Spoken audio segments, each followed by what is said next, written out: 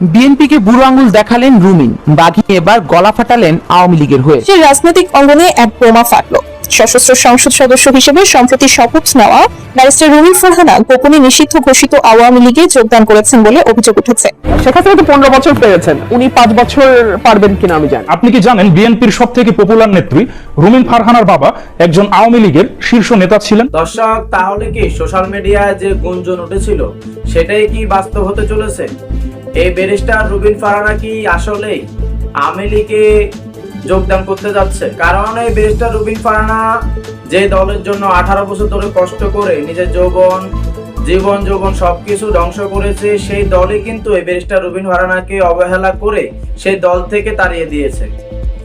সে কারণে ব্যারিস্টার রুমিন ফারহানা আওয়ামী লীগে যোগদান করতেছে এবং আওয়ামী লীগের পক্ষ হয়ে কথা বলতেছে। এছাড়াও এই ব্যারিস্টার রুমিন ফারহানা আমরা দেখেছি যে আওয়ামী লীগ থাকাকালীন আওয়ামী লীগের পক্ষ হয়ে কথা বলেছে, বঙ্গবন্ধু পক্ষ হয়ে কথা বলেছে, সবসময় আওয়ামী লীগের পক্ষ হয়ে কিন্তু কথা বলেছিল। সে কারণে ব্যারিস্টার রুমিন ফারহানাকে আওয়ামী লীগে যোগদান করতে দেখে সোশ্যাল মিডিয়ায় আলোচনা সমালোচনা ঝড় তুলে দিচ্ছে। তো দর্শক, এই বিষয় দেখেছেন ভিডিও শুরুতে কিছু অংশ শিরোনামের মাধ্যমে, এবার দেখুন বিস্তারিত পুরো ভিডিও জুড়ে। এই বিষয়গুলো দেখার পূর্বে আপনাদের কাছে একটা অনুরোধ, আমার চ্যানেলে যারা নতুন আসছেন চ্যানেলটিকে সাবস্ক্রাইব করে দিয়ে অল ক্লিক করে পাশে থাকা বেল আইকনটি বাজিয়ে দিবেন, তাতে করে আমার চ্যানেলের আপডেট নিউজগুলো সবার আগে আপনাদের কাছে গিয়ে পৌঁছাবে। তো দর্শক, চলুন দেখে আসি এই ব্যারিস্টার রুমিন ফারহানা আওয়ামী লীগে যোগদান করতেছে এবং আওয়ামী লীগে যোগদান করতে দেখে সোশ্যাল মিডিয়া আলোচনা সমালোচনা ঝড় তুলে দিচ্ছে। এবং কি এই ব্যারিস্টার রুমিন ফারহানাকে এর আগেও কিন্তু আওয়ামী লীগের পক্ষ হয়ে কথা বলতে দেখা গিয়েছে এবং আওয়ামী লীগের পক্ষ হয়ে কিন্তু সবসময় কথা বলেছে। তো দর্শক, ভিডিওটা অত্যন্ত গুরুত্বপূর্ণ হতে চলেছে, তাই ধৈর্য ধরে একটি লাইক করে সম্পূর্ণ ভিডিও মনোযোগ সহকারে দেখতে থাকুন। বুড়ো আঙুল দেখালেন রুমিন, বাঘি এবার গলা ফাটালেন আওয়ামী লীগের হয়ে। প্রবল স্রোতে ভেসে যাওয়া মানুষটাও খড়কুটো ধরে বাঁচতে চায়, অথচ গত 17 বছরে বিএনপি যেন আঁকড়ে ধরার জন্য একটা খড়কুটোও পাচ্ছিল না। দুর্দশার সাগরে হাবুডুবুই খেয়েছে। কেবল যেই একটু মাথা তুলে তাকাতে চেয়েছে সেই হারিয়ে যাচ্ছে। দলকে ঠেলে দিয়েছে বিপর্যয়ের গভীর থেকে আরো গভীরে। একটা সময়ে শক্তিশালী বিএনপিকে গত 17 বছর এতটা বাজে সময় পার করতে হবে তা হয়তো স্বপ্নেও কল্পনা করতে পারেনি কেউ। রীতিমতো দলটার নাম নিশানা পর্যন্ত মুছে যাওয়ার উপক্রম হয়েছিল। তবে যে কণ্ঠ একাই আওয়ামী লীগকে ধসিয়ে দিত, বারবার গণমাধ্যমে বিএনপির কথা বলে বলে দলটার নাম জনমনে জারি রাখত, সেই নামটা রুমিন ফারহানা। প্রবল স্রোতে ভেসে যাওয়া বিএনপির কাছে সেই খড়কুটো ছিল এই রুমিন, যার জন্য আজও মানুষ মনে রেখেছে দলটিকে। কিন্তু ভাগ্যের কি নির্মম পরিহাস, পরে দেখা গেল কোনো এক অজানা কারণে দল থেকে বের করে দেওয়া হলো রুমিন ফারহানাকে। কিন্তু তাতে কি, সবাইকে বুড়ো আঙুল দেখিয়ে রুমিন ঘোষণা দিলেন, আমি রুমিন ফারহানা, আমার কোনো দল লাগে না। এরপর নির্বাচনে স্বতন্ত্র প্রার্থী হিসেবে একাই লড়ে গেলেন তিনি, জিতেও দেখালেন। তবে এখন সামাজিক যোগাযোগ মাধ্যমে সয়লাভ আওয়ামী লীগে যোগ দিতে পারেন রুমিন। আসলে কি ঘটনা সত্য, নাকি এর পেছনে আছে অন্য কোনো ঘটনা? ঘটনার সত্যতা কতটুকু আর কেনই বা এমন ইঙ্গিত মিলছে, সেটা জানতে হলে একটু পেছনে ফিরে যেতে হবে আমাদের। চলুন তাহলে জেনে নিন। মূলত একজন রাজনীতিবিদ ছাড়াও রুমিন ফারহানার আরেকটি পরিচয় আছে। তিনি হলেন ভাষা সৈনিক ও অলি আহাদের মেয়ে। অলি আহাদ ছিলেন পূর্ব পাকিস্তান মুসলিম ছাত্রলীগ এবং আওয়ামী মুসলিম লীগের অর্থাৎ বর্তমান আওয়ামী লীগের অন্যতম প্রতিষ্ঠাতা সদস্য। 52 ভাষা আন্দোলনে তিনি সামনে থেকে নেতৃত্ব দিয়েছেন, দলটির জন্য ঘাম ছড়িয়েছেন, কিন্তু শেষে ভুল বোঝাবুঝিতে আওয়ামী লীগ থেকে বের হয়ে পড়েন। মাওলানা ভাসানীর ঘনিষ্ঠ সহচর হিসেবে পরিচিত অলি আহাদ পরবর্তীতে মতাদর্শগত কারণে আওয়ামী লীগ থেকে বেরিয়ে যান এবং নিজের রাজনৈতিক পথ বেছে নেন। রুমিন ফারহানা সে আফসাই করলেন সেদিন। বাবার মতো তারও একই পরিণতি, তবে এই বাবার মতো সাহস আর মর্যাদাটুকু তো ধরে রাখতে পেরেছেন সে। যাই হোক, এবার আসি আসল ঘটনায়। গত 21শে ফেব্রুয়ারি শহীদ মিনারে মহান ভাষা সৈনিকের মেয়ে রুমিন ফারহানাকে ফুল দিতে দেওয়া হয়নি, মব সৃষ্টি করে তাকে ফুল দেয়া থেকে বিরত রাখা হয়েছে। অভিযোগ উঠেছে তার সেই পুরনো দলের বিপক্ষেই, যে দলের জন্য তিনি গলা চড়িয়েছেন কোটিবার। প্রশ্ন উঠেছে, তারেক রহমানের মবের দিন শেষ বলাটা কি শুধুই কথার কথা? তবে একজন ভাষা সৈনিকের মেয়ে হয়েও ফুল দিতে না পারায় রুমিন ফারহানা কষ্ট পেয়েছেন, এ কথা সত্যি। যা হোক, কষ্ট কিন্তু তিনি পেয়েই এসেছেন। গত কয়েক মাস ধরে অভিযোগ করেছেন নির্বাচনে নানান বাধার সম্মুখীন হয়েছেন তিনি। অভিযোগ করেছেন তার সাবেক দলের বিরুদ্ধেও। যদিও শেষ হাসিটা হেসেছেন রুমিনী, জয়টা হয়েছে তারই, জিতেছে হাসমার্কা। নির্বাচনে জিতে দেখিয়ে দিয়েছেন নিজের সক্ষমতা। প্রশ্নটা হলো, রুমিন ফারহানা কি তবে আওয়ামী লীগে যোগ দিতে পারেন?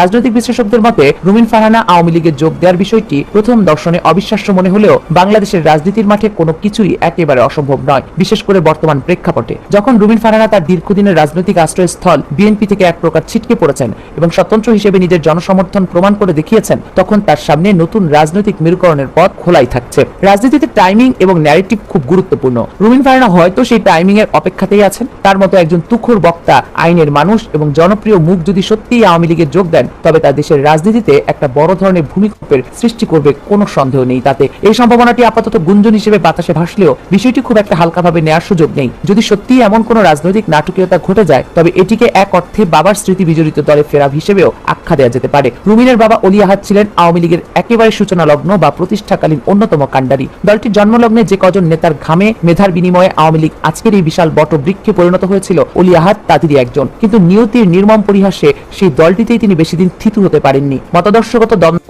বৈদেশিক নীতির প্রশ্নে বিরোধ এবং অভ্যন্তরীণ রাজনীতির জাতাকলে পড়ে তাকে সরে যেতে হয়েছিল। আজ যদি তার মেয়ে, যিনি নিজেও তার রাজনৈতিক দলের চরম অবমূল্যায়নের শিকার হয়ে স্বতন্ত্র হিসেবে লড়তে বাধ্য হয়েছেন, সেই পুরনো ঠিকানায় ফিরে যান, তবে তা ইতিহাসের এক দারুণ পুনরাবৃত্তি তৈরি করবে। রুমিন ফারহানার জন্য এটি যেমন গভীর আবেগের জায়গা হতে পারে, তেমনি তার রাজনৈতিক ক্যারিয়ারের জন্য হতে পারে এক অভাবনীয় টার্নিং পয়েন্ট। এখন সবচেয়ে বড় এবং প্রাসঙ্গিক প্রশ্ন হলো, রুমিন ফারহানা যদি দলে যোগ দিতে চায়, আওয়ামী লীগ কি তাকে দলে ভেড়াবে? মূলত 5ই আগস্টের পট পরিবর্তন এবং পরিবর্তিত রাজনৈতিক পরিস্থিতিতে আওয়ামী লীগ এখন অনেকটাই কোণঠাসা ও নেতৃত্বহীন। তাদের প্রথম সারির নেতারা অনেকেই দৃশ্যপটের বাইরে, আত্মগোপনে বা আইনি জটিলতায় ফেসে আছেন। বের হওয়ারও সুযোগ নেই। এই চরম সংকটের মুহূর্তে দলের হাল ধরার মতো বিপর্যস্ত কর্মী, সমর্থকদের চাঙ্গা করার মতো এবং সর্বোপরি গণমাধ্যমে শক্ত ভাষায় যৌক্তিক কথা বলার মতো একজন নেতার বড্ড অভাব দলটিতে। রুমিন ফারহানার মতো একজন বাগ্মী, উচ্চশিক্ষিত এবং জাতীয় রাজনীতিতে পরিচিত মুখ আওয়ামী লীগের এই বিশাল শূন্যতা পূরণে দারুণ কার্যকরী হতে পারে।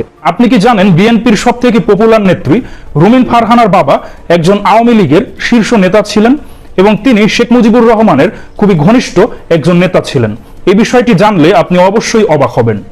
তো রুমিন ফারহানা হলেন বিএনপির আন্তর্জাতিক বিষয়ক সম্পাদক এবং তার বাবার নাম হলো অলি আহাদ, যিনি 1928 সালে জন্মগ্রহণ করেন এবং তিনি ঢাকা বিশ্ববিদ্যালয়ের ছাত্র থাকাকালীন তৎকালীন পূর্ব পাকিস্তান মুসলিম ছাত্রলীগের অন্যতম প্রতিষ্ঠাতা নেতা ছিলেন। 1948 সালের 4 জানুয়ারি যখন ছাত্রলীগ প্রতিষ্ঠা হয়, তো তখন তিনি এই পূর্ব পাকিস্তান মুসলিম ছাত্রলীগের এই মুসলিম নাম রাখার পক্ষে তিনি ছিলেন না। এই বিষয়ে তিনি আপত্তি করেন। রুমিন ফারহানার বাবা অলি আহাদ তিনি তৎকালীন যুবলীগ প্রতিষ্ঠাকালীনও একজন নেতা ছিলেন। তো 1951 সালের 27শে মার্চ তৎকালীন পূর্ব পাকিস্তান যুবলীগ প্রতিষ্ঠা হয়, যেটার তিনি সাধারণ সম্পাদকও ছিলেন। পরবর্তীতে 1953 সালে রুমিন ফারহানার বাবা অলি আহাদ তিনি তৎকালীন পূর্ব পাকিস্তান আওয়ামী লীগ এর প্রচার সম্পাদক ছিলেন, পরবর্তীতে সাংগঠনিক সম্পাদকও ছিলেন এবং তখন কিন্তু তিনি শেখ মুজিবুর রহমানের খুবই ঘনিষ্ঠ ছিলেন। কিন্তু 1956 সালের দিকে শেখ মুজিবুর রহমান এবং রুমিন ফারহানার বাবার মধ্যে অন্তদ্বন্দ্ব দেখা যায় দলীয় পদপদবি এবং দলের ইন্টারনাল বিষয় নিয়ে। পরবর্তীতে 1957 সালের 30শে মার্চ রুমিন ফারহানার বাবা যখন আওয়ামী লীগের সাংগঠনিক সম্পাদক ছিলেন, তাকে আওয়ামী লীগ থেকে সাময়িকভাবে বরখাস্ত করা হয়। পরবর্তীতে তিনি মাওলানা ভাসানীর ন্যাশনাল আওয়ামী পার্টিতে যোগদান করেন। পরবর্তীতে রুমিন ফারহানার বাবার সাথে আওয়ামী লীগ এবং শেখ মুজিবুর রহমানের দূরত্ব অনেক বৃদ্ধি পায়। এই দূরত্ব আরো বেশি বৃদ্ধি পায় শেখ মুজিবুর রহমান 1972 সালে মুক্তিযুদ্ধ পরবর্তী সময়ে যখন ক্ষমতা গ্রহণ করেন। তখন কিন্তু রুমিন ফারহানার বাবা শেখ মুজিবুর রহমানের বিরুদ্ধে ব্যাপক আন্দোলন সংগ্রাম করেছেন। এজন্য রুমিন ফারহানার বাবাকে বেশ কয়েকবার কারাবরণও করতে হয়েছে। তার প্রতিষ্ঠিত পত্রিকা সাপ্তাহিক ইত্তেহাদকে নিষিদ্ধ করা হয়েছিল।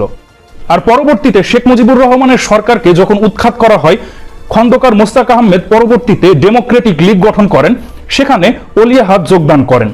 কিন্তু পরবর্তীতে খন্দকার মোস্তাক আহমেদের সাথে রুমিন ফারহানার বাবা অলি আহাদের মতবিরোধ দেখা যায়। পরবর্তীতে তিনি আলাদা একটি ডেমোক্রেটিক লীগ গঠন করেন তার নিজের নিয়ন্ত্রণে।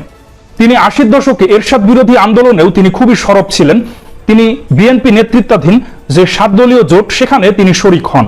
কিন্তু 2012 সালের 30শে অক্টোবর 84 বছর বয়সে এই আপোষহীন এবং ফ্যাসিবাদ বিরোধী রুমিন ফারহানার বাবা অলি আহাদ মৃত্যুবরণ করেন। সেই অলি আহাদের মেয়ে রুমিন ফারহানা এখন তিনি বলেন শেখ মুজিবের 32 নম্বরের বাড়ি ভাঙা একটা মব। আর আওয়ামী লীগের আমলে তার অবস্থান কি ছিল আপনারা সকলেই জানেন। 2018 সালের সেই দিনের ভোট রাতে করা হয় সেই অবৈধ নির্বাচনের তিনি কিন্তু বিএনপির পক্ষ থেকে সংরক্ষিত নারী আসনের এমপিও ছিলেন। আর তখন কিন্তু তিনি সংসদে গিয়ে সেই নির্বাচনকে কিন্তু বৈধতা দিয়েছেন। যে রুমিন ফারহানার বাবা শেখ মুজিবের সেই ফ্যাসিবাদী সরকারের বিরুদ্ধে ছিল এবং শেখ মুজিবের বিরুদ্ধে আন্দোলন করেছিল, আর তার মেয়ে এখন বলছে যে 32 নম্বর শেখ মুজিবুর রহমানের বাড়ি ভাঙা একটা বিশাল মব। আর তিনি নাকি শেখ হাসিনার আমলে ভালো ছিলেন, আর বর্তমানে তিনি ভালো নেই। দর্শক, আপনাদেরকে ধন্যবাদ সম্পূর্ণ ভিডিও জুড়ে পাশে থাকার জন্য। আজকের ভিডিও নিয়ে আপনাদের যদি কোনো মূল্যবান মতামত থেকে থাকে তাহলে কমেন্ট বক্সে এসে অবশ্যই জানাবেন। তো আজকের ভিডিও পর্যন্তই, আবারও চলে আসবো নতুন কোনো ভিডিও নিয়ে, নতুন কোনো টপিক নিয়ে। সে পর্যন্ত ভালো থাকবেন, সুস্থ থাকবেন। আল্লাহ হাফেজ।